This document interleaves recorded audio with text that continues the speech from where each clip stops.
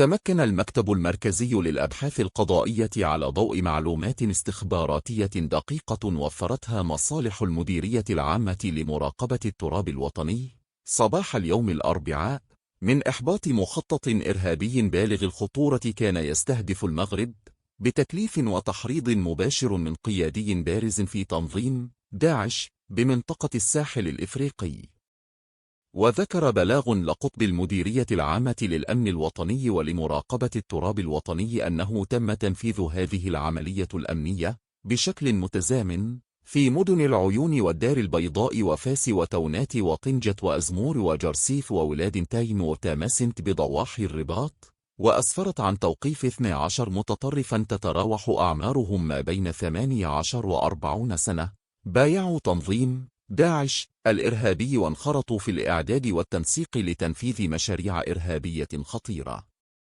وأوضح أن تنفيذ عمليات التدخل والاقتحام أشرفت عليها عناصر القوة الخاصة التابعة للمديرية العامة لمراقبة التراب الوطني التي قامت بتطبيق بروتوكول الأمن الخاص بالتهديدات الإرهابية الخطيرة، حيث نشرت فرق القناصة في مختلف أماكن التدخل لتحييد جميع المخاطر وأشكال المقاومة العنيفة المحتملة، وسخرت فرق الاقتحام بواسطة التسلق،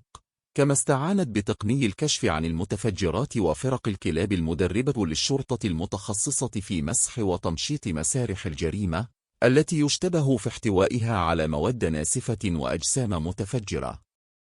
وبالتزامن مع ذلك، يضيف البلاغ،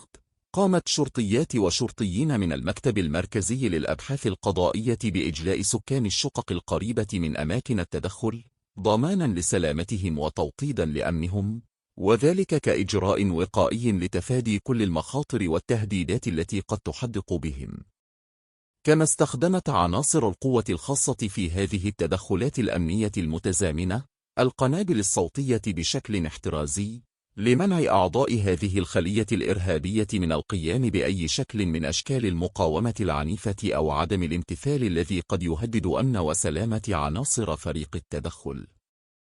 وأضاف المصدر ذاته أنه في أعقاب عمليات التدخل التي مكنت من تحييد الخطر وتوقيف المشتبه فيهم، باشر عمداء وضباط المكتب المركزي للأبحاث القضائية عمليات التفتيش في منازل أعضاء هذه الخلية الإرهابية، والتي أسفرت عن حجز أجسام ناسفة في طور التركيب بمنزل المشتبه فيهما بمنطقة تامسنا، وهي عبارة عن 4 قنينات غاز معدلة تحتوي على مسامير ومواد كيميائية وموصولة بأنابيب وأسلاك كهربائية متصلة جميعها بأجهزة هواتف محمولة قصد التفجير عن بعد.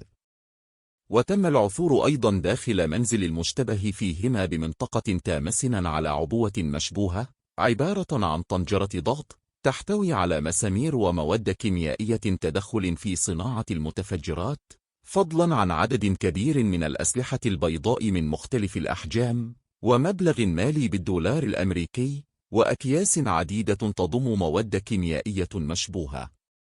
كما مكنت عمليات التفتيش التي لا زالت متواصلة في باقي منازل أعضاء هذه الخلية من حجز منظار للرؤية عن بعد ومجسمين لأسلحة نارية مقلدة ودعامات رقمية وأجهزة إلكترونية وقناع حاجب للمعطيات